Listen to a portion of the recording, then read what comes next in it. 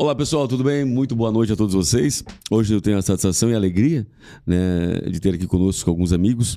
O pastor Aldo Galina é pastor, é um grande ministro do Evangelho, um ensinador, pregador, casado com a irmã Carme, né, pai de 3 meninos. Está aqui no estúdio também. Que está aqui na retaguarda, orando, intercedendo para dar tudo certo e que os cavaleiros do Apocalipse não cheguem até nós aqui, né? Os 4 cavalos cheguem até aqui. O pastor foi missionário 5 anos, foi pastor de igrejas aí por diante, né, aqui. A gente vai começar falando sobre Apocalipse e não vai chegar nem... que eu conheço o pastor Aldo, a gente não chega nem no capítulo 2, né? Então, e vamos fazer uma série. Alguém conhece profundamente a Bíblia, que estuda, é um autodidata, é um pregador biblicista.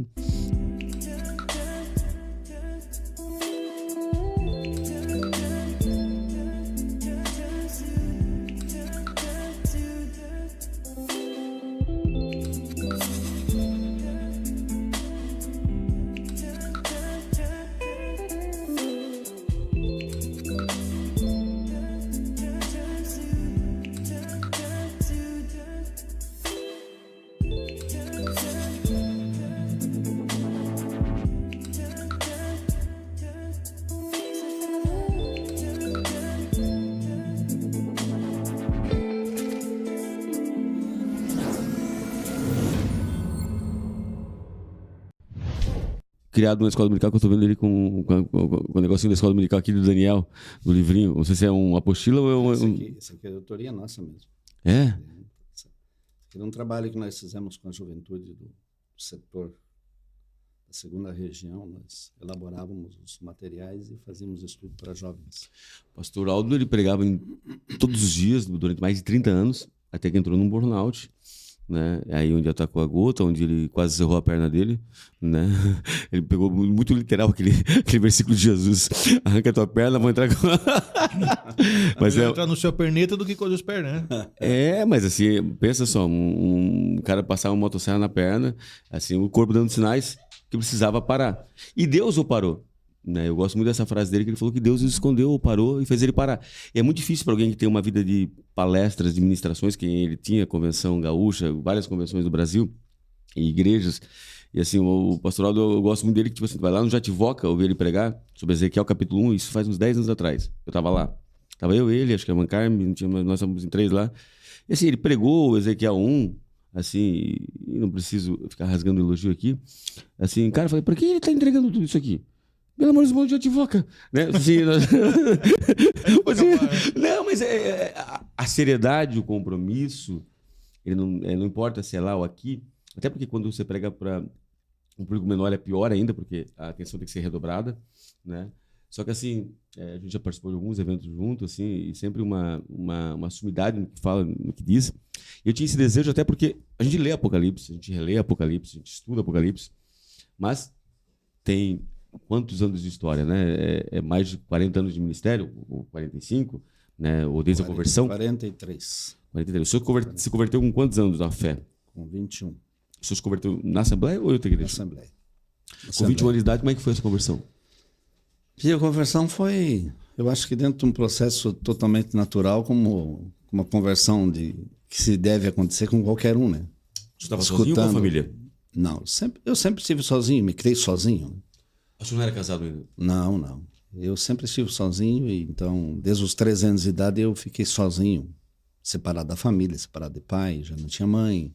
Sua mãe havia falecido e seu pai morava onde? Meu pai morava no Paraná. Paraná. Eles eram do Paraná. Uhum. O senhor é paranaense? Eu sou Catarina, criado no Paraná. O senhor que foi para lá. Tá. E aí o senhor se converteu num culto na sede? Eu me converti aqui na sede no dia 24 de janeiro de 1981, às 21 horas e 15 minutos. 21 horas no Indarpa? Sábado à noite. Indarpa? Não, pregação. 7h15? Passou 21. 21h15. 21h15. Passou Satiro Loureiro pregando sobre o capítulo 11 de 1 Coríntios. Caramba, só falta falar os louvores que cantaram. Não, calma.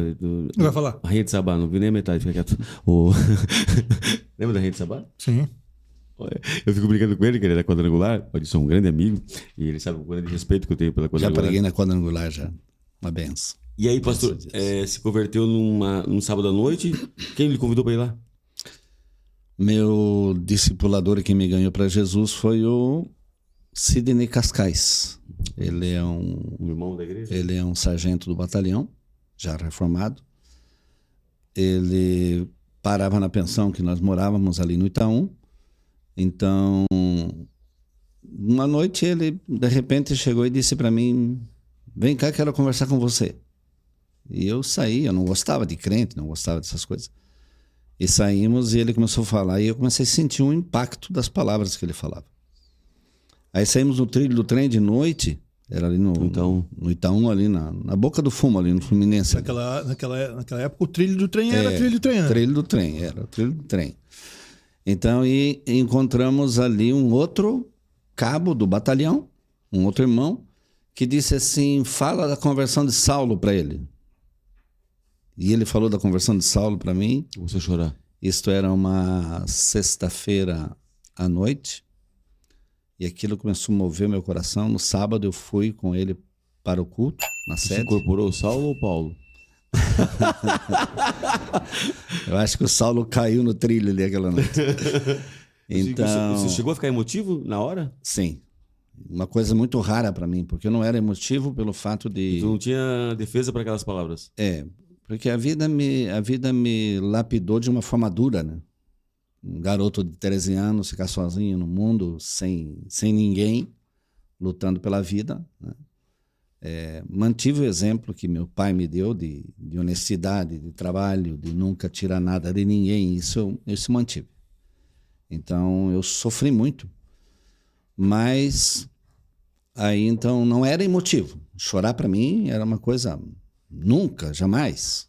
Mas aquelas palavras mexeram comigo. Então ele convidou que fôssemos no sábado à noite no culto na sede. Que no sábado à noite era o culto, na época, o culto da doutrina, do ensino. Pastor Satiro pregava.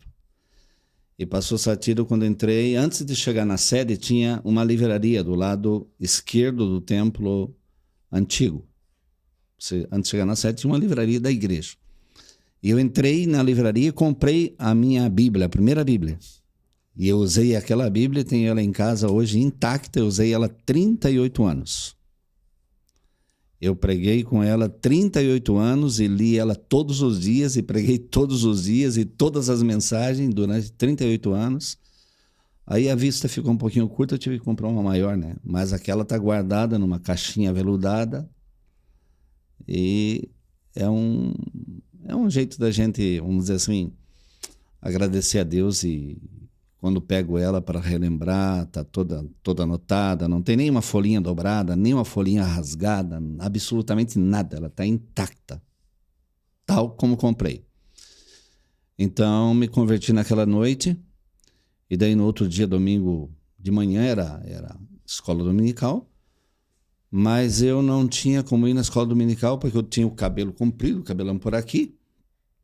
E o tema que o pastor Satiro pregou naquela noite foi sobre 1 Coríntios 11, coisas honrosas e coisas desonrosas. E entre as palavras foi dito: é desonroso ao homem ter cabelo crescido. Porque eram pregações, naquela época, eram pregações diretas, de impacto, né? E se utilizava muito esse método de dizer as coisas claramente. Você conheceu a história? Claro, pô. Claro. Conheceu? Cara, eu não vou contar aqui minha história, porque tu acha que eu não tenho história, né? Não falei isso. Você tá falando sobre você agora, querido. Não tô falando isso, não. Assim, é uma das maiores lideranças. Acho que o pastor Sérgio vem... Eu tava vendo esses dias que falta 1 ano, 2 anos para o pastor Sérgio equiparar o tempo de presidência. Que ele porque ele teve uma primeira gestão. Entrei a semana, por acaso eu vi, entrei. Porque eu tava vendo quem era o primeiro, né? O Germano, o pastor Germano foi não me lembro o primeiro do Miliciano, o primeiro o Germano. Não, era o bem das antigas. Pai do Enéas, como é que é? Sim, lá em 1930. Quem, pastor? Pastor Leosés Domiciano. Domiciano, foi o primeiro. Leosés Domiciano. Aí o pastor Satiro ficou 3 anos, depois foi para Itajaí. Sim. E assim, era um terror ministrar perto dele. Porque ele era um líder.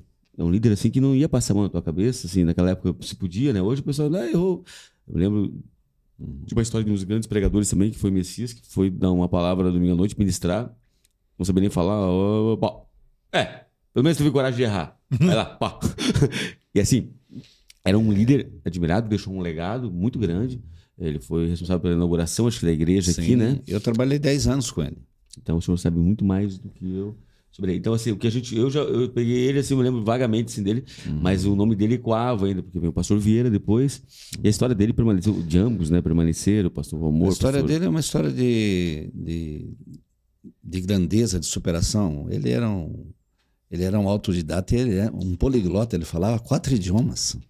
Cara, era uma sumidade. Uma sumidade. Além da consagração dele, né? Sim. Da vida consagrada, ele era uma sumidade. Ele era um pregador, o pessoal falava muito das pregações dele. Campanhas que ele fazia, milagres extraordinários aconteciam. Naquela época o Bernardo Johnson era com ele ou era com o pastor Vieira? Bernardo Johnson foi com ele. A última campanha do Benestão, Bernardo né? Johnson aqui em Joinville, eu fui o secretário da campanha do Bernardo Johnson. E tinha uns cantores junto, né? No Ernestão. O Vitorino Silva era o cantor, né? Era o cantor? Era o cantor e a orquestra dele, né? Foram Foram 1000 pessoas que decidiram por Cristo na campanha Bernardo Johnson. 1000 pessoas. Ia, assim, que era absurdo, assim. 3 dias, 1000 pessoas. Mas foram 15 dias de preparação. 7 dias antes e depois 3 dias de campanha e mais 6 dias posterior. Isso que? Década de 80, 90? 80. Década de 80. Então houveram 1000 decisões por Cristo, foi uma coisa extraordinária. Então, aquela época de crescimento, né? Que estava desbravando ainda tudo isso. Então, dali saiu vários líderes para o Estado, né? Pastor Pedro Monteiro, a pastor Alessio, a liderança que ele tinha, né? Pastor Lorival, pastor Cicero. Ele era, vamos dizer assim, um talhador de líderes, entende? Pastor Satiro, ele era um homem que lançava as bases, os fundamentos das coisas. Tanto que depois que ele entregou e o pastor Vieira veio, nós tivemos um avanço extraordinário em termos de crescimento, porque a base estava pronta. A base de conhecimento, ele chegou a congregar de pessoas. Ainda como jubilado, pastor? Chegou a congregar ainda ou ele adoeceu? Congregou como jubilado uns 5 anos. Na sede? Aqui na sede. E eu fiquei como o cuidador dele, eu que era o motorista dele. E eu fiquei com ele até o último dia de vida dele no hospital Dona Helena. Eu dei banho nele, eu dei café para ele, troquei a roupa dele. Eu era o filho da casa, ele só tinha filhas. Tinha 6 filhas. E ele me chamava de o filho homem da casa.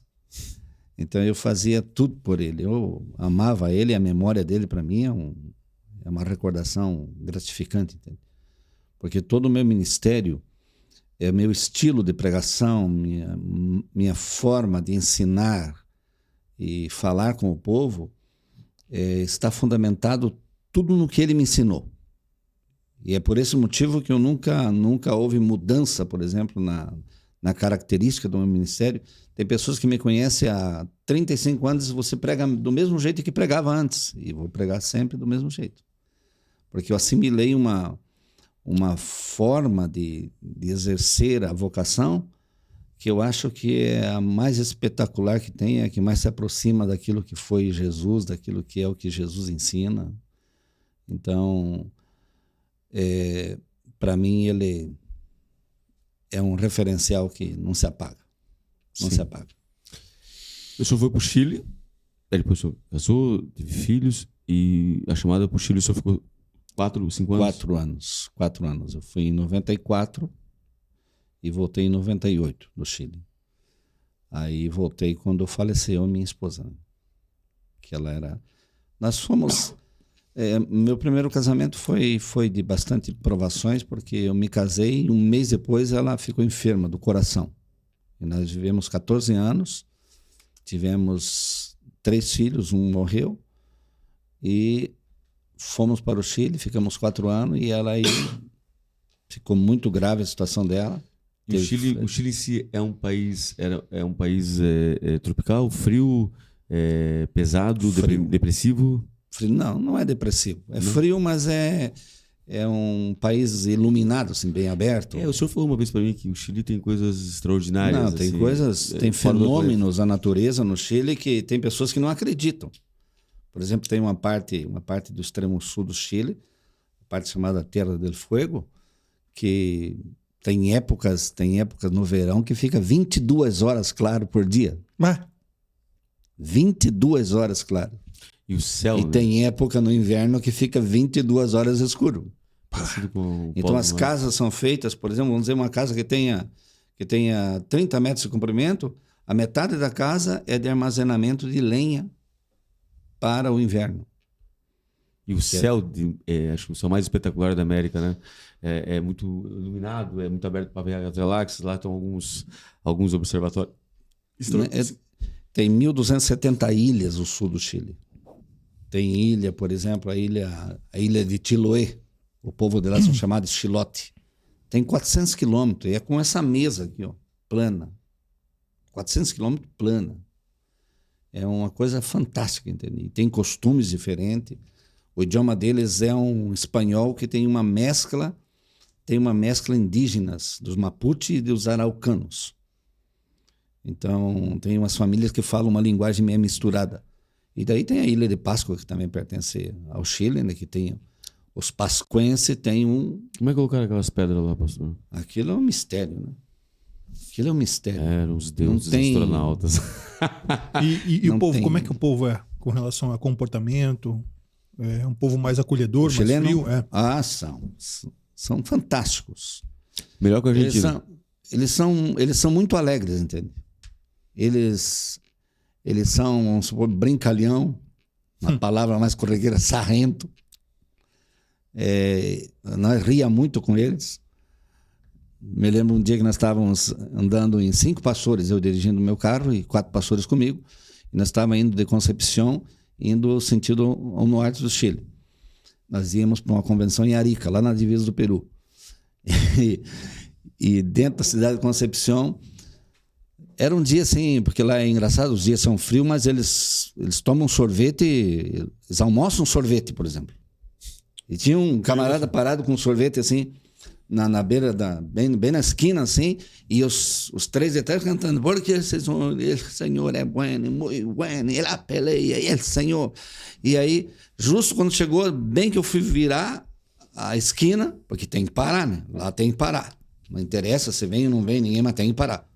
Parei, e quando fui arrancar, eles gritaram, botaram a cabeça para fora e gritaram, porque o Senhor é bueno. E o homem se assustou, jogou sorvete, caiu o sorvete, foi a bagunça.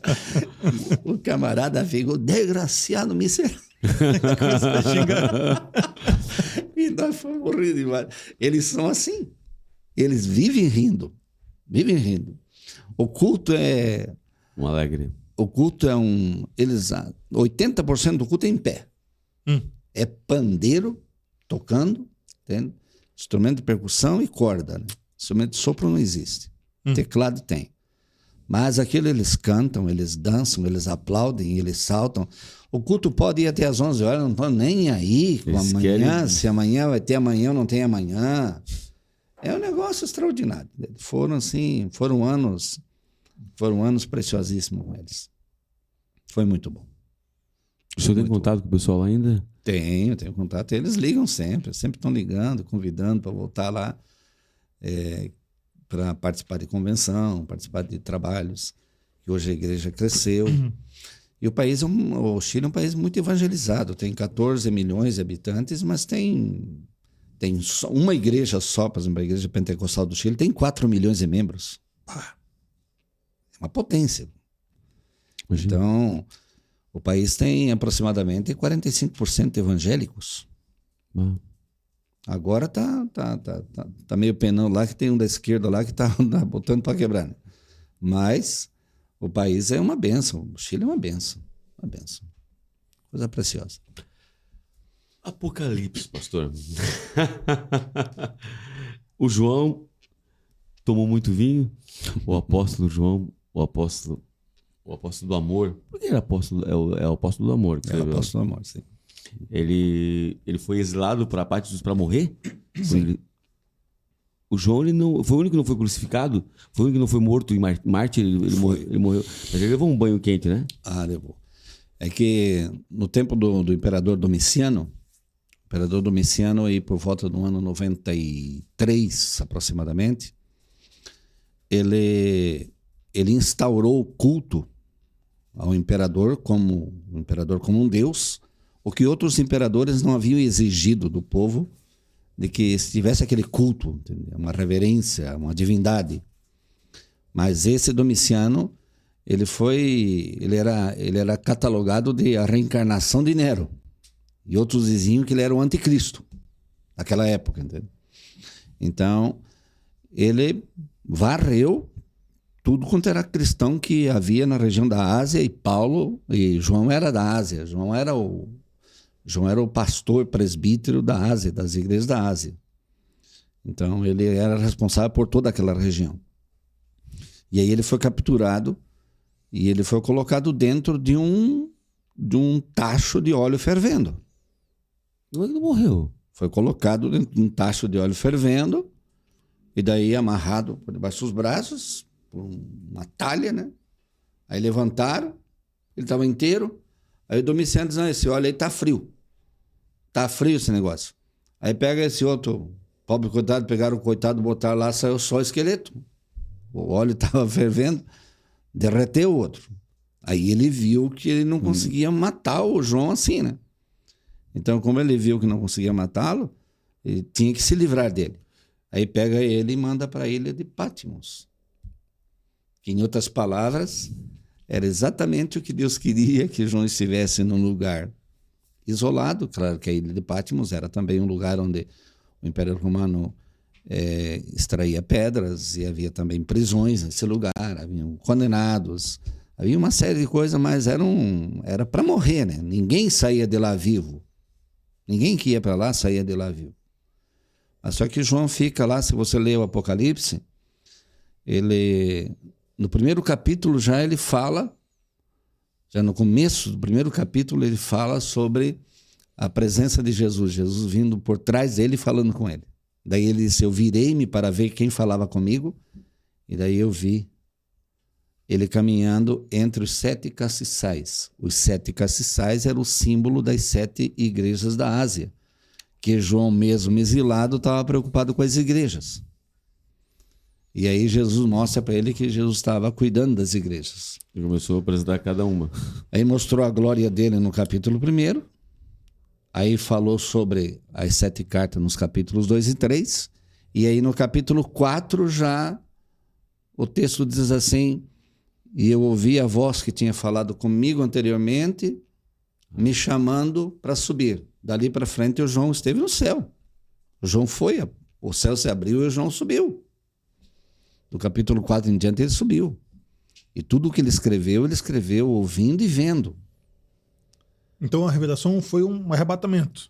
Foi um arrebatamento, foi um translado, literalmente um translado. Igual Elias, Enoque, o corpo saiu dali de Patmos, os guardas ficaram lá pensando que estava dormindo. O que para João pode demorar uma eternidade, talvez para os homens demorou uma noite. É que nem era preciso ficar guardas, entende? Próximo, perto da pessoa, porque a ilha não tinha como sair de lá. Não tinha como sair de lá, era impossível sair de lá. Aí, o que acontece é que João é levado, e daí o termo Apocalipse, a palavra Apocalipse do grego Apocalipse, significa desvendamento, remoção do véu, revelação. Então, ele é levado para o céu para ter a revelação. O versículo 19 do capítulo 1 é o versículo que faz a divisão do Apocalipse. Escreve as coisas que vistes, no capítulo 1, as que são, capítulo 2 e 3, e as que depois dessas hão de acontecer, capítulos 4 a 22. Então esse versículo faz a divisão do livro.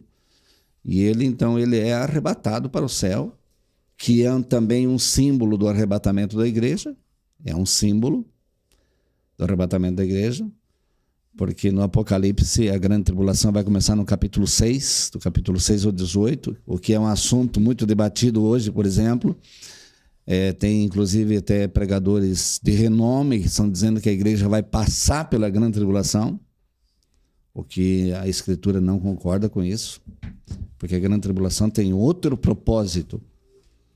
A grande tribulação, o propósito dela é purificar Israel e punir as nações. A igreja já foi tirada daí. Aquele período de perseguição toda não é voltado para a igreja. Não significa que a igreja não vai ter, por exemplo, perseguições, sofrimento. Isso seria infantil dizer.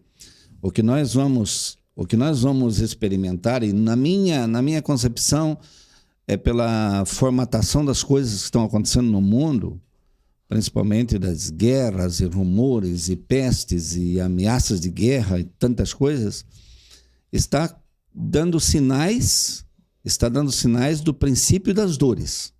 Sim. Só que o princípio das dores é uma coisa e grande tribulação é outra coisa. Então, a grande tribulação é um tempo que Jesus disse: nunca houve e nem haverá jamais na terra. E diz mais ainda Jesus: se aqueles dias não fossem abreviados, encurtados, não ficaria nenhum ser vivo para entrar no milênio. Mas por causa dos escolhidos, que são judeus, são, por exemplo, os 144 mil selados, capítulo 7 do livro de Apocalipse, e o remanescente, que é o capítulo 9 e versículo 27 de Romanos.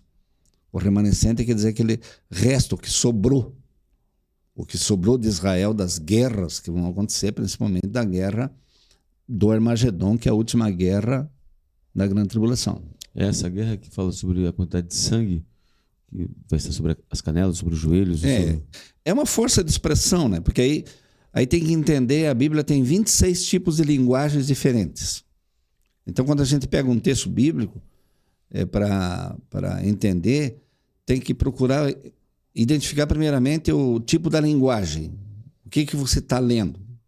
Tem 3 disciplinas que todo pregador e todo estudante de Bíblia precisa saber. Geografia bíblica, hermenêutica bíblica e escatologia. Na geografia você localiza o espaço geográfico cultural do texto. Na hermenêutica você identifica a linguagem do texto. E na escatologia você identifica o tempo do texto. Então, se a pessoa tiver uma informação básica sobre essas 3 disciplinas, ele não vai cometer erros, por exemplo, de antecipar coisas. Tem gente por aí que já soltaram todos os cavalos do Apocalipse, já saiu a manada toda já. E são coisas precipitadas. Então, Rodrigo, deixa eu levantar uma posição aqui. 2 coisas, pastor. Primeiro, o senhor falou capítulo 1, 2 e 3, que tem uma certa cronologia, vamos dizer assim. 4 ao 18, que fala da grande tribulação, eles estão cronologicamente estabelecidos ou não? Estão. Estão? Estão. Eu já vi pessoas falando que não, que Sim. o Apocalipse não está organizado de uma maneira cronológica. É que existe... Desculpa, esqueci teu nome. Adilson. Doutor Adilson, desculpa. Tem 4 escolas de interpretação do Apocalipse. 4 escolas. Tem a escola preterista, que diz que tudo cumpriu-se no Império Romano. O pessoal que está escutando aí tem que anotar. É porque assim, porque houve uma pressão no tempo do general Tito, que foi o imperador século III, que eles achavam, eu vi uma vez no século III, Domingos Constantino. Que houve uma grande perseguição, que o pessoal achava que era o fim do mundo. Sim. De tanta atrocidade que houve, Sim. tanta perseguição, queimar. Se foi o século III ou foi 30 depois de Cristo, ou foi algum tempo depois de Cristo? Foram 10 anos de perseguição. Teve aquele evento do ano 70 lá do Tito, que veio lá e acabou com tudo. O general Tito ali morreu 1.090.000 judeus. E aí lá se completou aquele negócio de abrir a barriga das mulheres grávidas e fugir para os montes. E você que está se concretizou no ano 70. Sim. Que esperavam que era... Então, o que acontece? O detalhe que é bom quando o Adilson levanta essa tese é que tem profecias que têm cumprimento em triplo tempo. Em 3 estágios distintos. Meu Deus do céu. Tem profecias que se cumprem em estágios distintos. Então, Aquela predição de Jesus ali, orai para que a vossa fuga não aconteça no sábado, nem no inverno, e ai das grávidas, ele já havia tido um cumprimento, vamos supor, preliminar no tempo de Nabucodonosor, quando levou eles em cativeiro, no ano 606 a.C. E depois, então ela teve um cumprimento mais enfático ainda, quando aconteceu o cerco do general Tito, que depois ele passou a ser imperador, onde morreram 1.090.000 judeus ali, naquela guerra. Ali eles abriam o ventre das mulheres e eles tiravam o feto, as mulheres grávidas, e botavam um gato vivo dentro e costuravam. Horrível.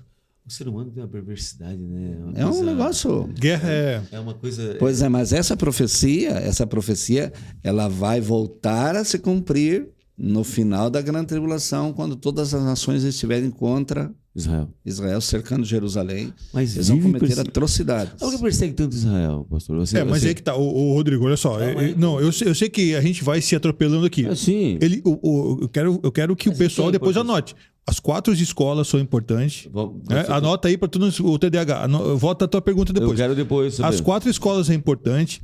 E depois eu quero que o pastor fale um pouquinho mais sobre essa questão da grande tribulação ser o senhor usou a expressão, uma limpeza do povo de Israel, porque se ouve muito falar de que, com base naquela visão de João, que viu uma grande multidão que veio da grande tribulação, muitas pessoas estão achando que aquele que ficar aqui vai se salvar, né? E o pastor falou que era uma questão de Israel. Então isso também é uma coisa que é bom a gente escutar o que vai acontecer. Vamos lá primeiro lá. O pessoal vai para recuperação, né? Vai para a segunda época. Os quatro... As 4 escolas. As 4 escolas. Primeira. A preterista que admite que todo o Apocalipse cumpriu-se no Império Romano, né? A escola preterista. Aí tem o conceito da escola simbolista, que interpreta o Apocalipse como um símbolo entre o bem e o mal, que não tem nenhum ser real. Entende? É tudo imaginário. Ok. O simbolista. E aí tem a escola futurística, que somos nós que admitimos o livro como profético, porque o livro é profético, está escrito no capítulo 22, que é aquele que tiraram uma palavra da profecia desse livro, ou acrescentar, virá sobre ele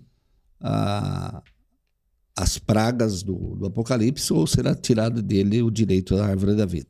Então o livro é profético. Então, preterista, simbolista e futurista, e tem mais um ainda. Agora eu tenho que ir para a minha anotação. Eu tenho aqui na minha anotação. Acabei esquecendo, viu só?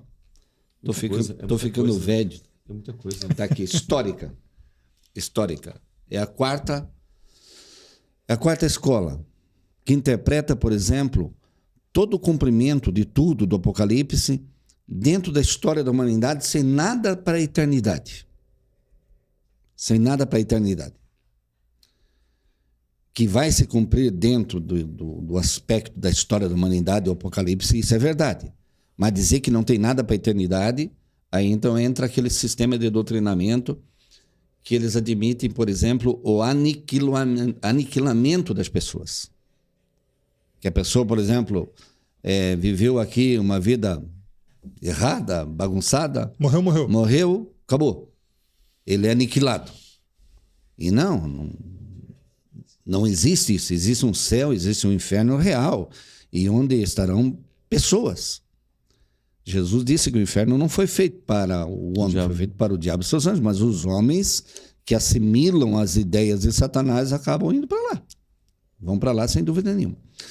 Então, dentro dessas escolas de interpretação do Apocalipse, existe um outro conceito, que é um conceito eclético, que no fundo, nós mesmos que somos futuristas, que olhamos para o livro como um livro profético, nós também pincelamos a questão do simbolismo, entende? Nós também pincelamos a questão da história, também pincelamos a questão do preterismo. Não é um assunto que...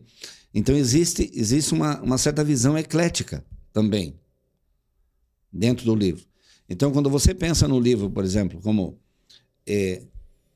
cronologicamente, o livro, você vai dizer o seguinte: capítulo 1, Cristo glorificado.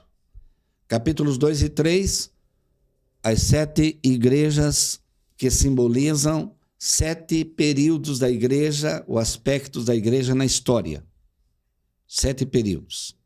E isso tem base na história para dados dessa natureza que você pode comparar com o texto. Aí o capítulo 4 e 5 revela, por exemplo, a subida de João e um culto universal, onde aparecem os anciãos assentados em seus tronos e os seres viventes. Quem são esses anciões, mano? Quem são esses anciões? Esses anciãos são, vamos dizer assim, são seres. Na profecia de Daniel, Deus é visto como ancião de dias. São 24? Por que tem que puxar Daniel? 24 anciãos? São 24. Por que tem que puxar Daniel? Porque Daniel e Apocalipse são entrelaçados. Amiguinhos? Porque o Apocalipse, a partir do capítulo 6, vai estar falando sobre Israel. Tá, Por o isso... que o Adilson falou ali, só voltando um detalhe, mas a gente também ouviu durante um tempo dos 3 anos e meio que é os que não... Porque uma vez eu me lembro do senhor falar, então serão salvos pelo fogo, pela glória, e lembra o senhor falou a salvação e pelo sangue? Obra, sangue... A salvação é sempre pelo sangue. Sim. Sim, sempre pelo sangue. O sangue de Cristo é que garante a redenção da alma humana. Tá. Então, aquele texto do capítulo 3 de 1 Coríntios, que diz assim, que o indivíduo será salvo como que pelo fogo, é como que pelo fogo. Vamos dizer, é como alguém que escapa do incêndio, sem lenço, sem documento. O cara não... As obras dele eram feno, madeira e palha. Foi queimado tudo. Mas ele foi salvo. Sim. Foi salvo sem nada. Porque a salvação é pela graça. O galardão é por mérito. Isso é uma coisa que tem que ter na cabeça. O galardão é por mérito. E quem não subir com Jesus? Porque a primeira vez que Jesus vier, as pessoas não vão ver, certo? Não. Esse será o arrebatamento da igreja, exclusivamente para a igreja. E Paulo fala muito aos Tessalonicenses. ninguém vai, o mundo não vai ver. Mas o mundo já está preparando para isso. O senhor sabe Sim. perfeitamente que a NASA já lançou alguns comunicados que pode acontecer uma grande invasão. Eles acreditam que sejam os OVNIs. Na verdade, não estão errados. Sim, eles vão buscar explicações desse tipo, né? Sem dúvida. Posso sugerir uma coisa? Eu acho que esse podcast acho que vai dar tempo de ficar só antes do arrebatamento da igreja. Tá. Aquele Se tempo for que ele falou avançar... da salvação ali, dos 3 anos, a gente também cresceu sobre os 3 anos e meio que passaríamos ali. Quem não subiu? Por exemplo, eu não subi. Não perdoei o irmão Joãozinho e queria matar ele até Jesus voltar. Aquilo ali talvez me impediu, não sei. Talvez eu esteja limitando a graça. Eu sei, a pergunta que você quer fazer, a pergunta é a seguinte, é o que muitos me perguntam, se haverá salvação na grande tribulação, depois do arrebatamento? Isso. Essa é a pergunta. Isso. Para os não judeus, vamos dizer assim, porque Não judeu... ok. Os judeus estão já tá, vamos dizer assim, num sentido, como o livro do Apocalipse foi escrito em 96, no final do primeiro século, não haviam, as 12 tribos não estavam lá. Sim. E daí no ano 132 é outra guerra que o resto que havia sumiu. Isso aí também é um mistério, né? Porque no ano Sim. 70, os judeus eles se espalham pelo mundo todo. Sim. E lá em Apocalipse diz que eles vão ser novamente reunidos em tribos. E quem está dizendo isso? Deus, que tem o domínio da história. Quer dizer, Deus está dizendo para o João, escreve. Vou pegar 12 mil de cada tribo. Quer dizer, vou reunir eles. Olha para o mundo, a única nação que renasceu no mundo é Israel. A única nação que renasceu no mundo é Israel. A cidade mais antiga viva do mundo é Damasco, que está lá na Síria. Sim. Aquele presidente maluco não larga lá e estão destruindo tudo. Não tem mais nada inteiro lá, né? A cidade mais antiga do mundo é Damasco, viva. E aí, vai ter uma chance? Acontece que vai haver salvação depois do arrebatamento da igreja, sim. Mas... Por quê? Eita, glória. Porque é a seguinte razão. Tá animado, é? Não fica contente, não. Não fica animadinho, não. Se você não conseguir subir pela graça, meu filho, olha, pelo sangue próprio não vai ser fácil. Sim. Acontece o seguinte, é que nós estamos com 2000 anos de pregação do Evangelho. Tá? Então, 2000 anos de pregação do Evangelho, isso, queira ou não queira, o Evangelho está espalhado pelo mundo inteiro, de uma forma ou de outra está. Está espalhado. Aí a igreja é arrebatada, levada. Sim. Aí fica aqui na terra Quantos milhões de pessoas aqui na Terra ficam que ouviram sobre isso? Ouviram falar disso. E eles vão se tocar. Tem gente, por exemplo, é de conhecimento de vocês, sem dúvida nenhuma, que tem pessoas que estão fazendo curso de treinamento, de sobrevivência para sobreviver em lugares inóspitos e armazenar alimento em garrafa PET, coisa toda. O fim do mundo. Tem um nome para isso lá. Como é que é, Wilson? Depois procura aí. Eles dão um curso para isso, inclusive. É os bancos. Isso, uma coisa assim. Banks. O que está sendo construído agora são banques para 40 mil pessoas. Tipo Arca de Noé. Não é. O fim do mundo, o fim do mundo já está sendo divulgado há muito tempo. Sim. Né? Não, está se costurando. O cinema já está preparando isso. Sim, Simpson prepararam também. A todo tempo. Pode passar uma palhaçada. Então o povo não vai, de uma certa forma, ficar tão surpreso assim quando isso acontecer. A minha questão, porque eu não quero avançar lá, porque senão a gente perde algumas coisas aqui. Vamos lá. E eu quero trazer uma questão psicológica, porque nós estamos falando de algo que foi escrito, certo? Numa época em que nem chegava perto do que está acontecendo hoje. Né? Você fala da savana africana, né? Não vou falar da savana africana, vou falar sobre tecnologia. Tecnologia. Sim. A internet começou a surgir na década de 1960, né? Uma CPU de um computador era a tua clínica inteira.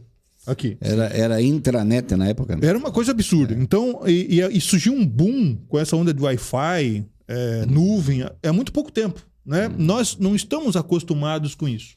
As pessoas, elas estão diferentes hoje. Sim. Vivendo na sua própria comodidade, psicologicamente falando também, automaticamente algumas coisas, pastor, acaba nos ajudando para quem entender. Como, por exemplo, por se multiplicar a iniquidade, o amor de muitos esfriará, aquele versículo saudoso. O próprio Cristo fala assim, quando o Filho do Homem vier, encontrará fé na terra. Sim. Aí você vê toda uma configuração de pessoas que têm uma fé, mas não é uma fé necessariamente como a gente está acostumado a ver. Sim. A fé está...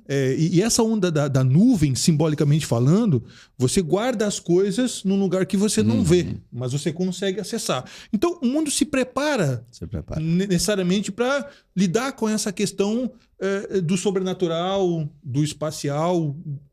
se fala muito da espiritualidade hoje, que não é um comportamento, aspectos psicológicos da época de João. Não.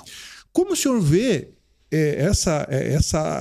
esse momento atual em que nós estamos vivendo, em que principalmente é algo extremamente importante, porque se a gente vê muito lá no Apocalipse, várias vezes tem versículos que dizem assim, aquele que permanecer até o fim, esse vencerá. Sim. Aquele que ficar fiel, aquele que chegar até o final, esse sentará comigo no meu trono, herdará e tal. E você vê aquela ideia de você continuar na fé, continuar na esperança. Mas nós vivemos uma época que não é assim. Não. Tudo para ontem.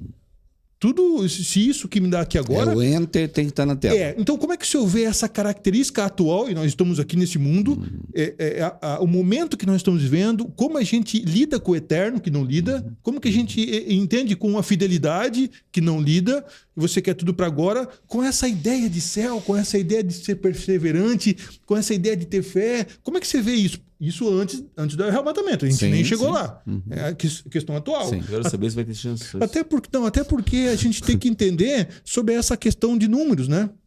Se a gente for olhar na Bíblia, o número sempre deu ruim. A quantidade sempre deu ruim. Multidão, povo que sai do Egito. E o pouco é que é a qualidade. E a gente vê hoje o número de seguidores que chama a atenção, a multidão. E se a gente for parar para pensar, eu não sei se o senhor também pode falar sobre isso, porque a relação de salvação ela é muito complicada. Você tem 11 que saem para espiar, 2 que se salvam.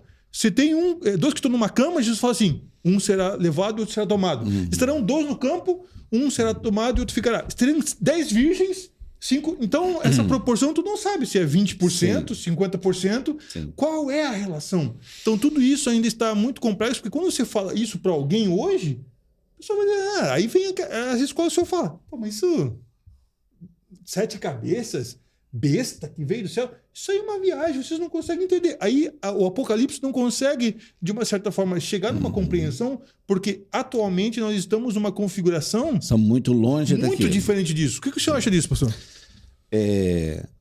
As tuas situações, por exemplo, sobre números, elas foram feitas por Jesus em parábolas. Certo. Ele falou em parábolas. 2 estarão... Na verdade, Jesus citou 3 tempos.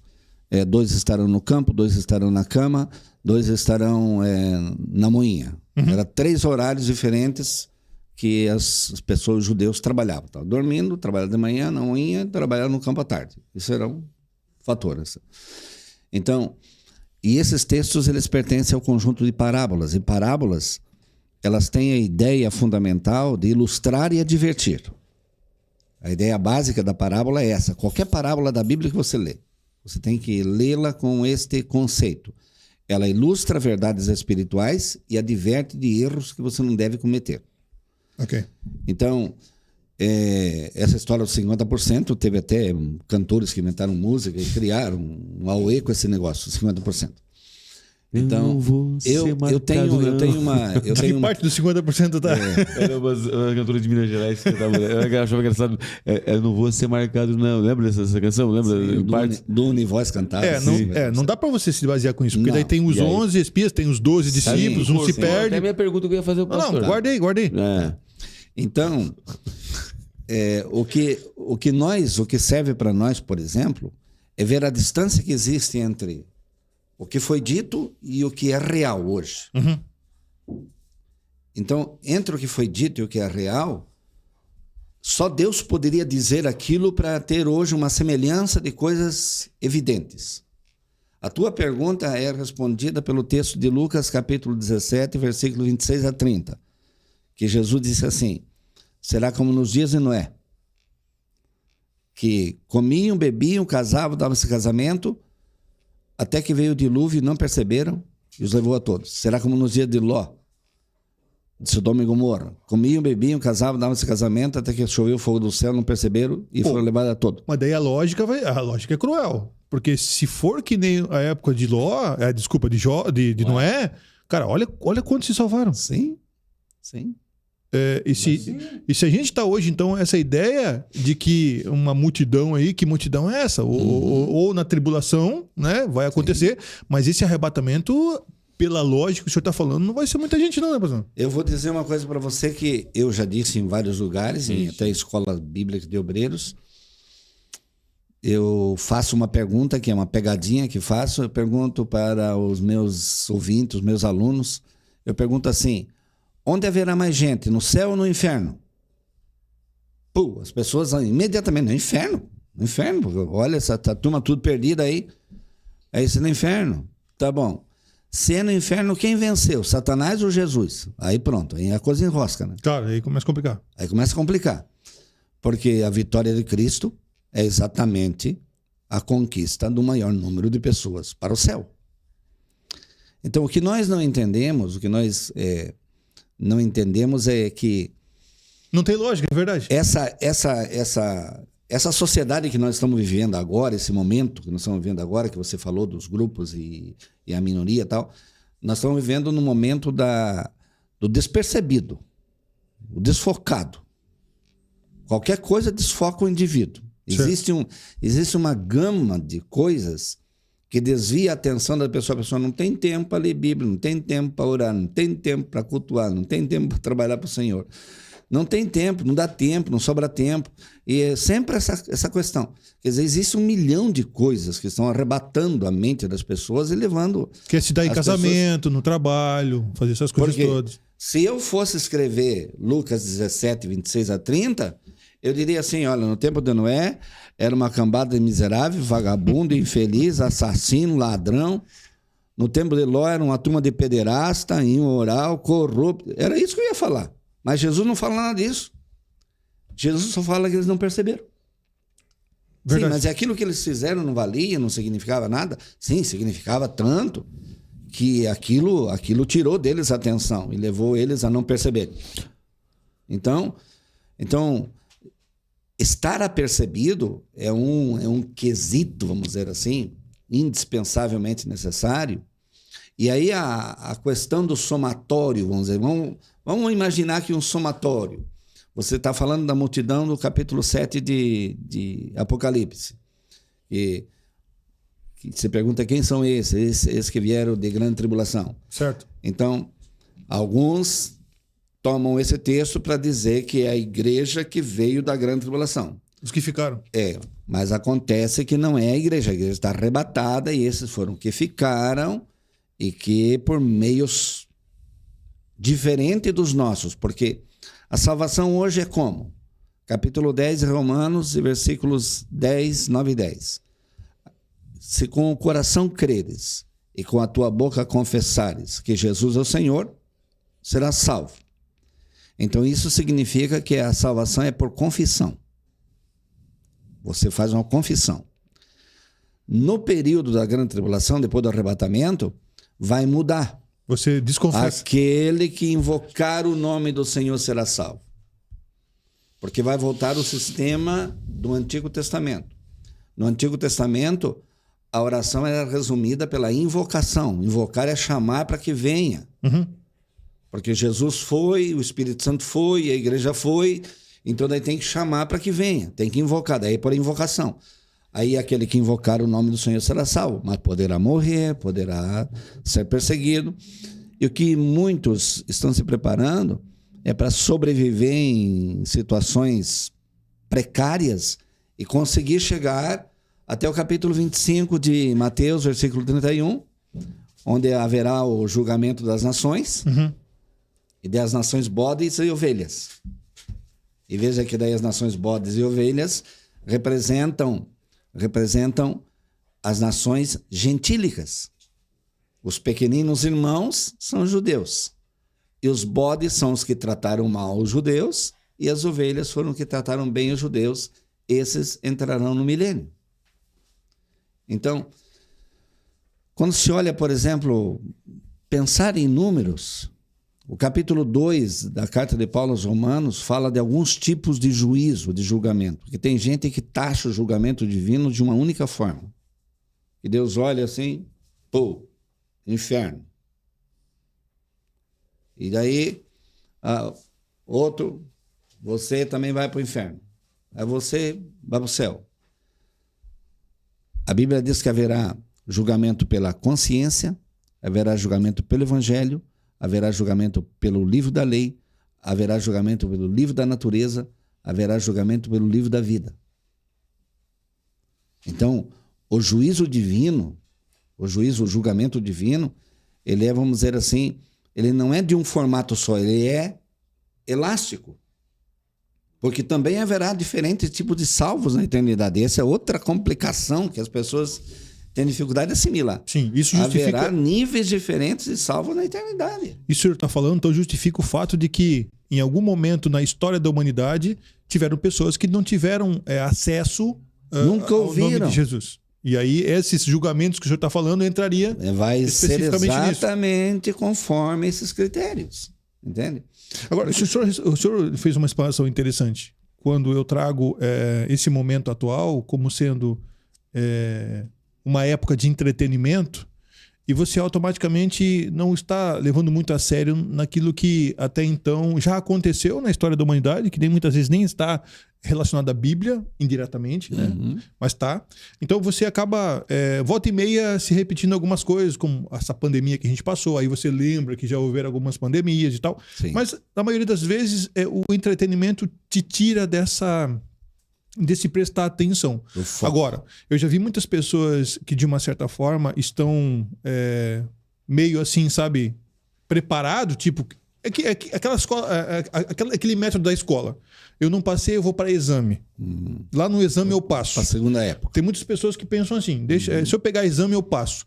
Mas eu acho que não vai ser tão interessante assim. Não vai ser fácil, porque o predito para os eventos pós-arrebatamento, eu preguei ontem ainda, eu comecei um estudo sobre o arrebatamento da igreja lá na Congregação Viva Lares, vou estar durante o mês todo, às terças-feiras lá. Ontem fiz uma mensagem introdutória e falei para eles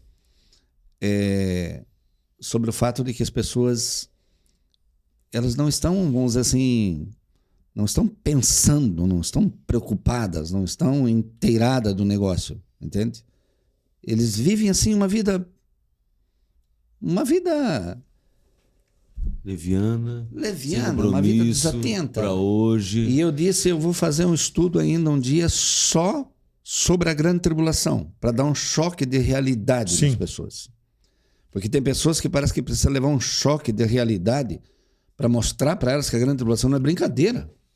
Agora, esse horror aí É que, na verdade, o Adilson falou uma coisa ali, ele falou sobre a tecnologia, mas Daniel vai falar no capítulo 12, versículo 4, que nos Se multiplicar a últimos dias, Ciência. que Sim. nunca se viu, pelo menos se esconderam da gente, se ouve, né? Porque o tempo pertence a Deus, né? Deus nos deu um limite. 6.000 anos, aí tá, o que Deus nos permitiu. Quando você abre a Bíblia em Gênesis e fala do princípio, qual o princípio? Deus não tem princípio. O princípio que ele nos deu, né?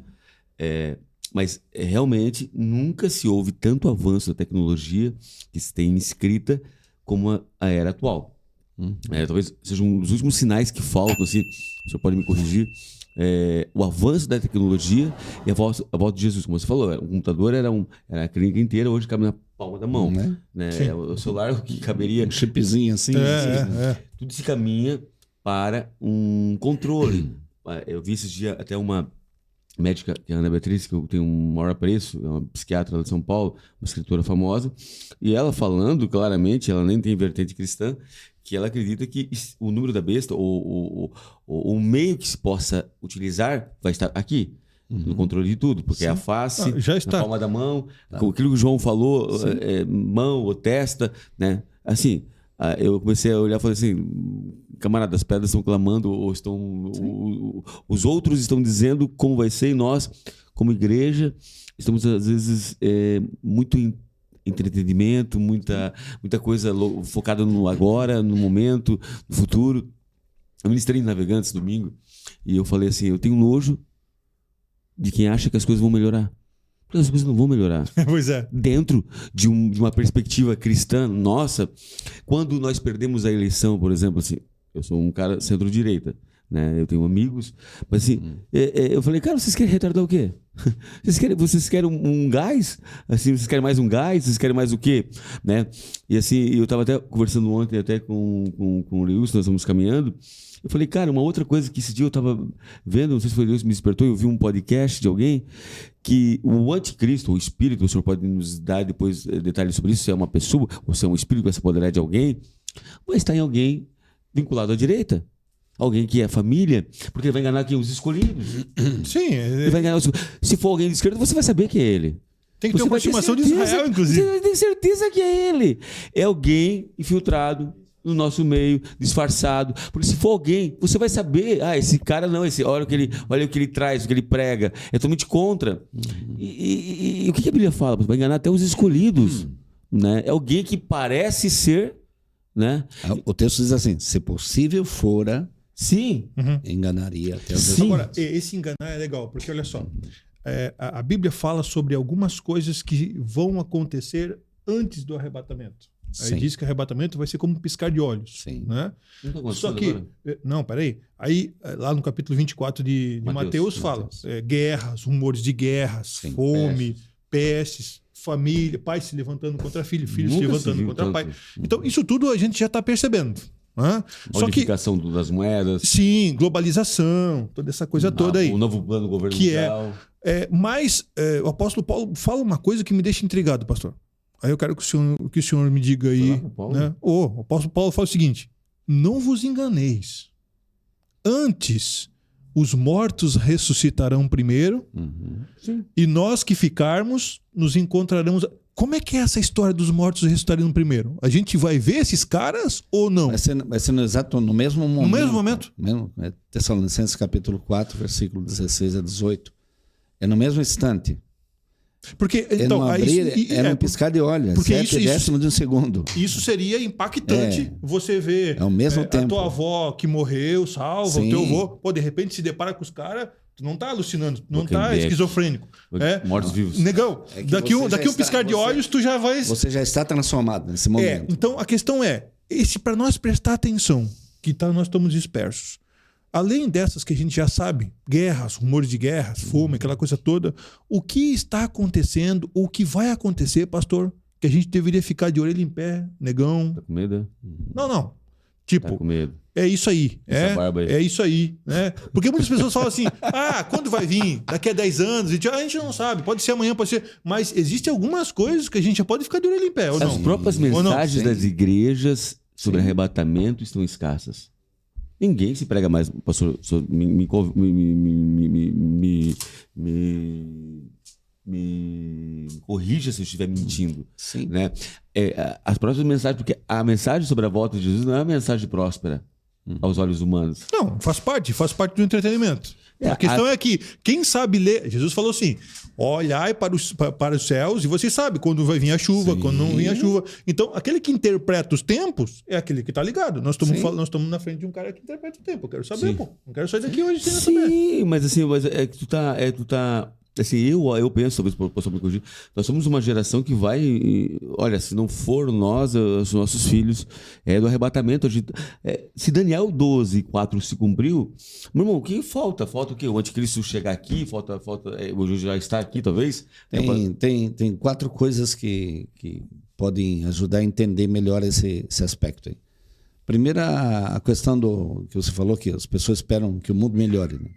A revelação bíblica não concorda com isso. A visão que Daniel teve era ouro, prata... Quebrando. E vai para o ferro e para o barro, quer dizer...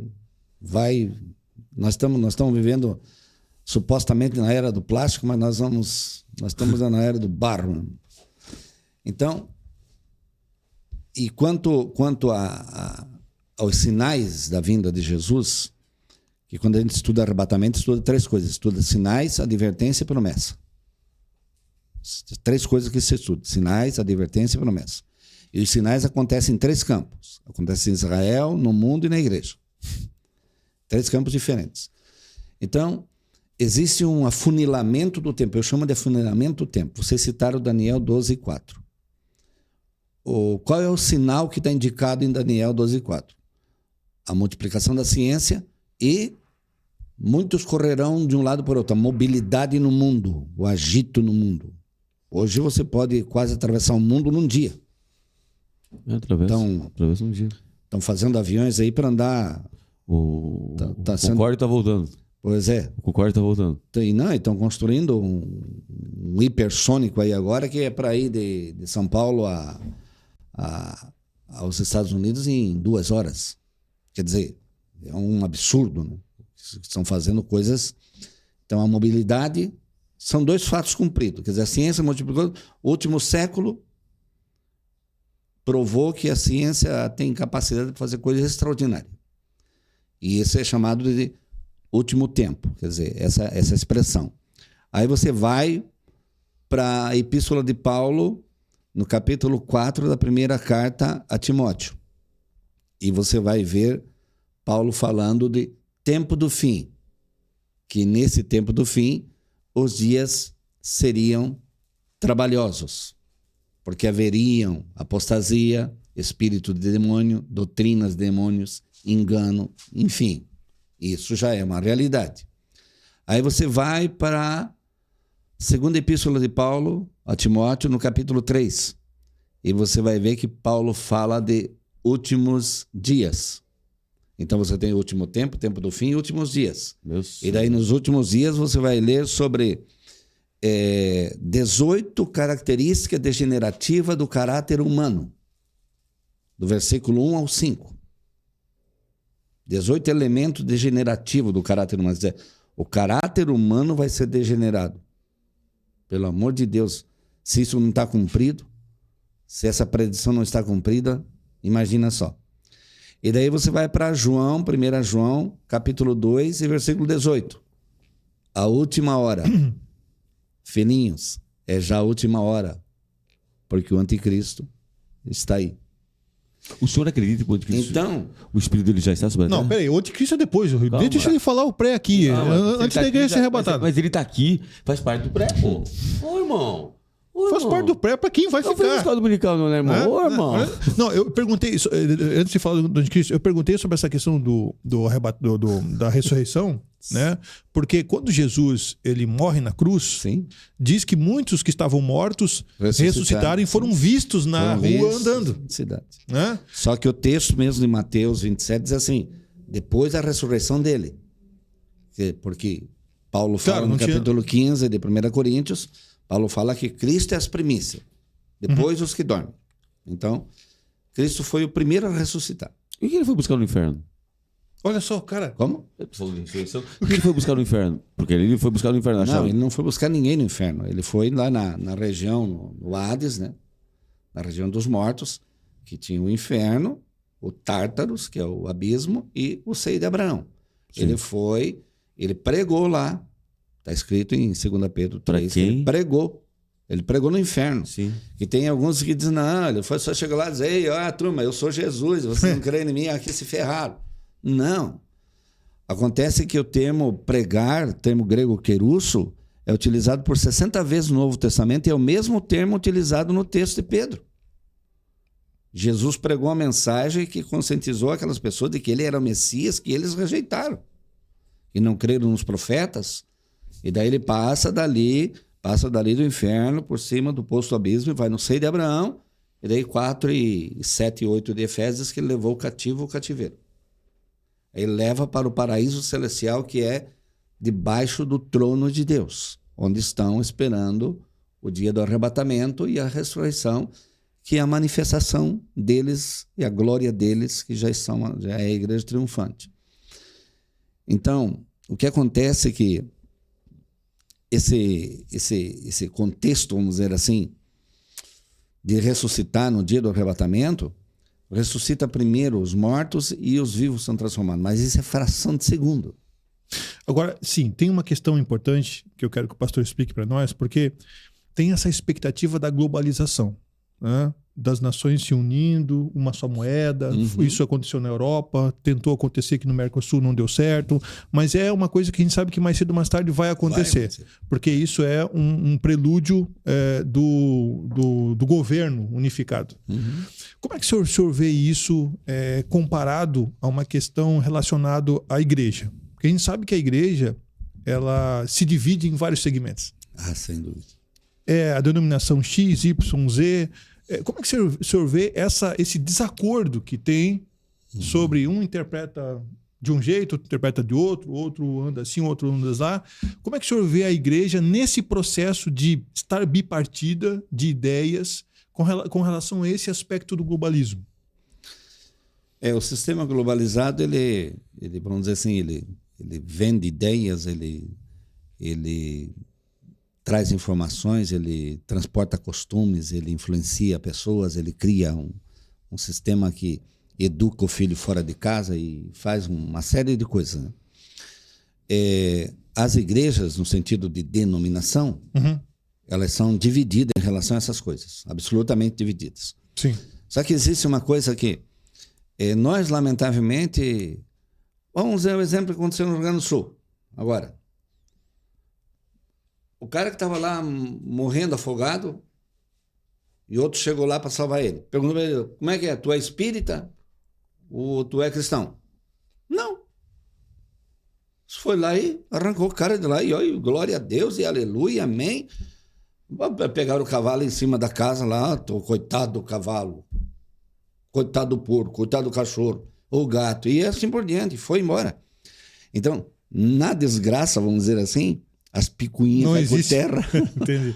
As picuinhas, ó. Que é uma necessidade única. Aí todo mundo trabalha. Mas aí é que tá. Olha só o que o pastor está falando. Não. Olha a ideia dele. Não vai mudar a ideia de... Assim, uma vez eu teve um pastor que falava assim, o pastor Dario, um antigo pastor Dario, um grande pregador, ele falava assim, que no arrebatamento a igreja é igual o pato e os patinhos, né? Tudo separado. Dá enchente na lagoa e entra junto. Mas deixa eu entender o que o pastor está falando, porque isso é interessante. Eu não tinha pensado sobre isso.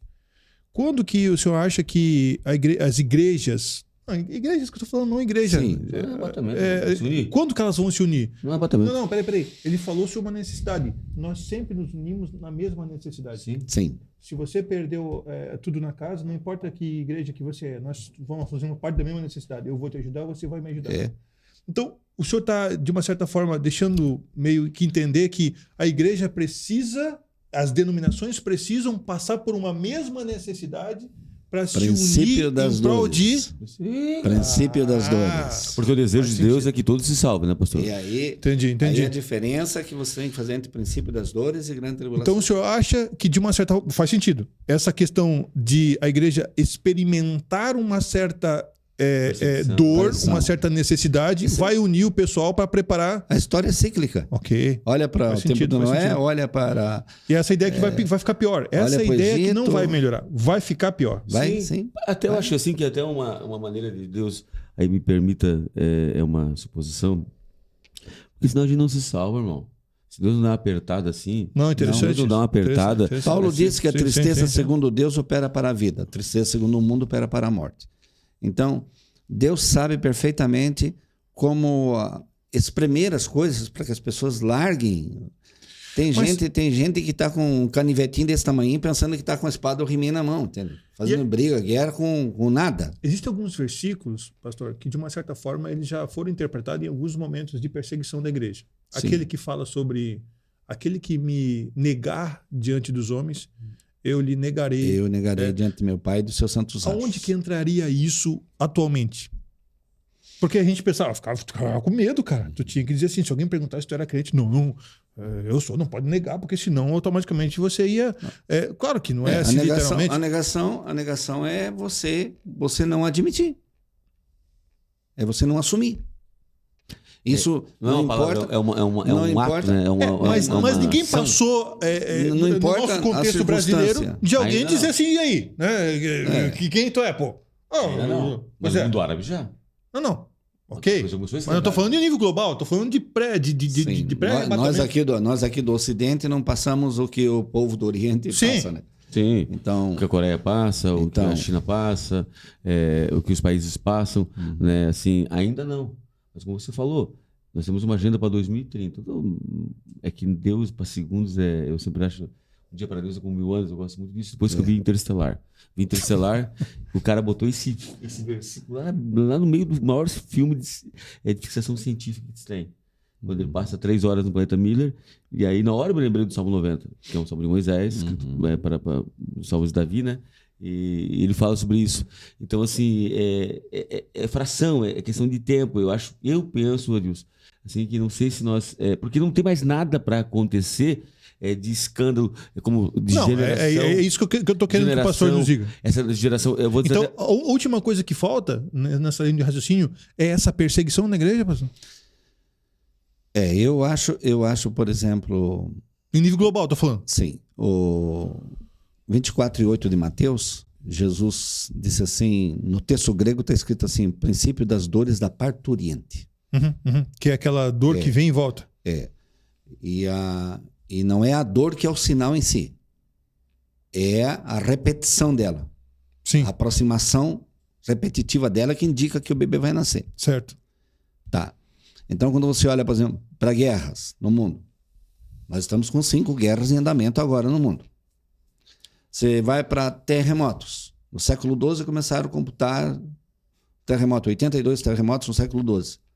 Só na primeira década do século XXI, mais de 1 milhão de terremotos.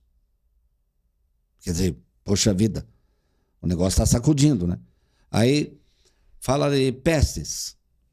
Foi agora, em 2020, que nós tivemos uma peste mundial, porque as outras foram... Sim, foram essa foi em nível global. Diferentes. Então, nós tivemos uma peste mundial. Tivemos uma. Que mataram mais as antigas, mas não trouxeram tanto agravo quanto essa trouxe. Não foi global. Não foi global, fome. Essa foi global. A fome. Por exemplo, a fome aumenta no mundo gravemente porque os países e as políticas de distribuição de renda não conseguem de maneira nenhuma equiparar as coisas. Quem é rico fica mais rico, quem é pobre fica mais pobre. Isso aí... Porque não há uma empatia, não há um seguimento de Jesus. Tu fala uma coisa muito séria. Uma justiça administrativa nas coisas. O camarada, por exemplo, que se assoma a um poder de administrar, Ele pensa nele. Pastor, Mas- e nesse tempo, é aquele versículo que se encaixa aqui, aquele que é santo santifique, aquele que é impuro simplifique? Esse texto de Apocalipse, ele fala de um tempo, vamos supor assim, vai chegar num tempo em que tem pessoas que não tem mais situação. Quer dizer, se é santo, se santifique mais ainda. Se é sujo, suje mais ainda, porque não vai dar tempo, não tem condição. E aí, a dor da parturiente ali tem a ver com o capítulo 12 de Apocalipse lá, da mulher que está gerando porque existem várias Sim, interpretações sim, com relação a isso. sim. Israel, tal, a própria Maria. E alguns dizem que também é arrebatamento da igreja. Tem a ver, pastor, Não. ou não? Não, mas ali ali chama-se profecia retroativa. Porque tem algumas profecias na Bíblia.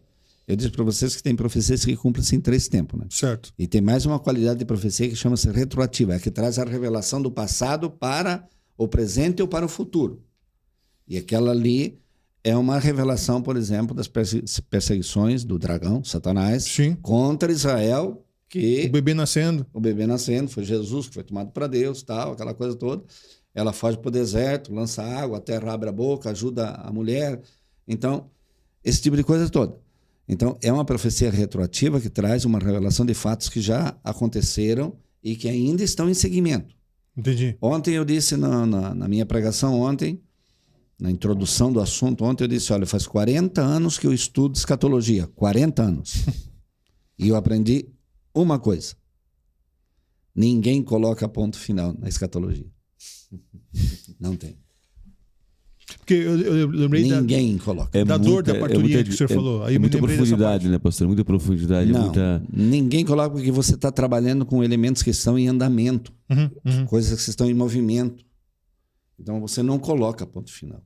Então alguns já se arriscaram, eu vi escritores, Nossa. eu vi amigos meus se queimarem, entende?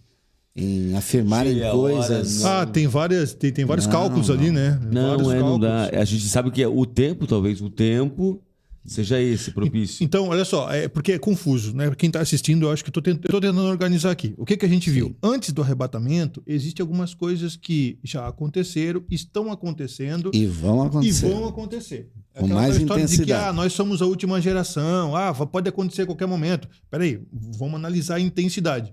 É interessante o que o pastor falou sobre a dor do parto.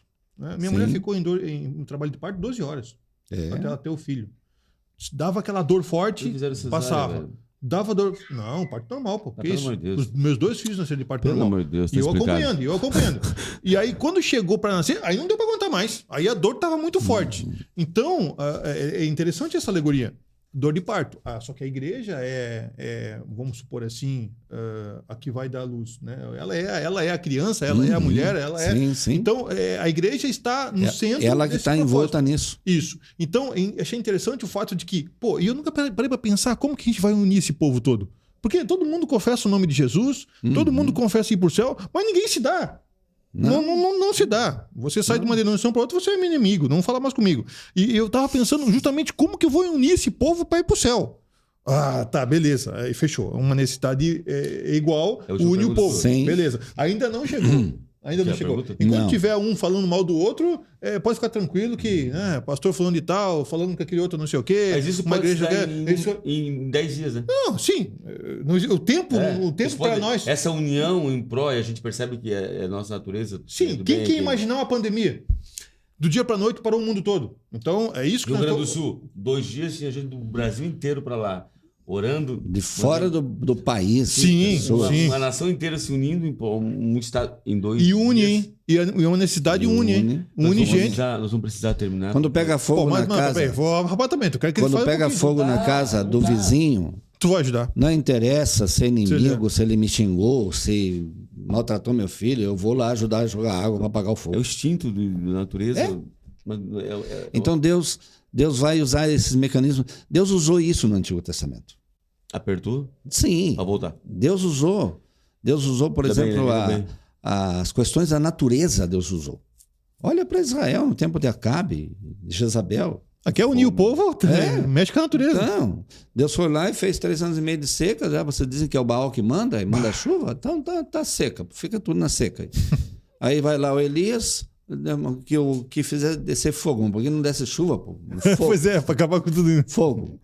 Aí, pronto, você junta todo mundo, mata a turma lá, quer dizer, é um negócio... Nunca tinha pensado por esse lado do mal, né? Pastor, nós vamos ter que voltar. Não, Não tem chegou que nem fazer- no capítulo 3, não adianta. Não tem como começar. Não chegou nem no arrebatamento ainda. Vamos embora. Calma. Não dá, tem que ir embora, Wilson. Eu sei. Pô, e se encontrar nas nuvens, cara. É que tu fosse da Assembleia, tu ia aprender isso desde o começo. Mas, olha só. Você é um grande amigo nosso. Gente, é que não dá, Remédio. A gente chegou no capítulo. Nem chegamos nas igrejas, pô. Chegamos nas igrejas. Não, cara. claro, mas tem um caminho. Nas igrejas. É que a gente foi lá, voltou aqui. Não, Chegamos nas igrejas. Nós nem chegamos no arrebatamento, calma. O que eu quis organizar? Porque você é um trem desgovernado. Não, né? eu voltei nas igrejas. Tu lembrava das igrejas? É que as pessoas, elas vão e voltam. Arrebatamento, ao juízo final. Pô, é uma sequência. Sim. Vai acontecer. Não, e tu me cortou e não deixou eu saber o que ia acontecer. Por exemplo, tu ficar aqui. Mas não é a época para nós falar. Eu estou falando de arrebatamento, calma. Olha, isso aí já é tribulação, cara. Mas é ali, é logo em seguida, velho. Logo em seguida. Para concluir e os pensamentos de vocês se encaixar, você tá para vocês 4 formas de abordagem da escatologia. Opa. 4 formas. Tem a forma literária, que você estuda a literatura escatológica.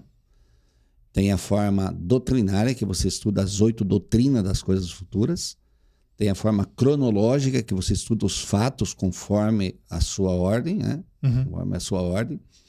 E tem a forma temática, que você estuda um tema da escatologia, que é o que eu estou fazendo na igreja lá do Viva Lar. Tá escutando aí, entendeu? O arrebatamento. Um tema. Agora, pensem em uma coisa. Me respeita. O teólogo já saudoso Antônio Gilberto dividiu esse conteúdo em 45 pontos distintos. Só? Parece de conhecer o Antônio Gilberto. Então, Uma lenda viva. ele foi Uma lenda um viva. pioneiro, extraordinário. Os livros dele são... Morreu com 88 anos. O que o camarada escreveu na década de 80, se cumprindo hoje, o cara escreveu, parece que vendo as coisas. Entende? Então, é magnífico. Então, o que nós fizemos aqui hoje foi, vamos dizer assim, Sinopse. uma introdução. Nossa. Sim, sinopse. Coisinha básica, só um trailer. Aí, A gente vai ter que vir. para mim é um prazer imenso estar com o Dr. Rodrigo, estar com o Dr. Adeus. Eu quero que o senhor retorne satisfação o muito mais grande. rápido possível, assim, desde a agenda corrida de julho.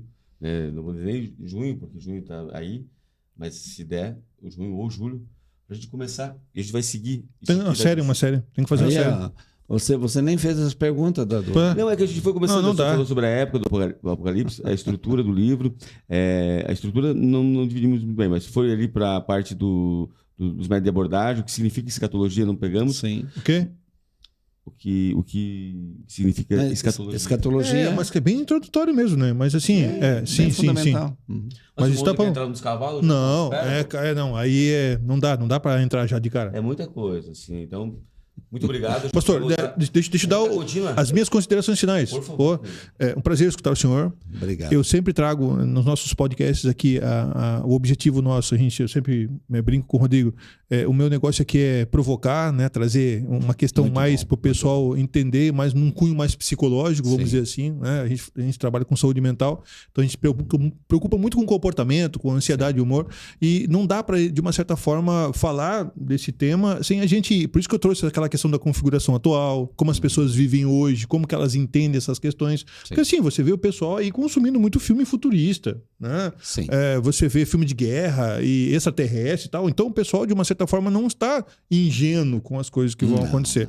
Só que eles se relacionam com isso de uma outra maneira. Quando você traz isso, pensa que é arcaico. Não, já está acontecendo. Só que com outros nomes. Então, essa geração atual, que é uma geração inédita no mundo, né? Nunca houve uma geração como essa. XYZ. A gente precisa fazer essa leitura para, de uma certa forma, ter acesso a esses conteúdos que alguns dizem que são arcaicos. Por isso que existem tantas versões da Bíblia para tentar dar uma... que eu acho um pouco complicado. Sim. Você tentar trazer uma linguagem para que as pessoas entendam e aí você acaba piorando mais ainda. Então as provocações são mais ou menos nesse nível. Ótimo, excelente. Muito bom estar com você, muito bom conversar com vocês. Muito obrigado, pastor. Deus abençoe. Botar, continua ali, a gente vai continuar Continua. novamente com o pastor Aldo Galina e com o doutor Adilson, né, falando sobre o momento do arrebatamento pós 7 dias, 30 dias, 90 dias, tá bom? 7 anos.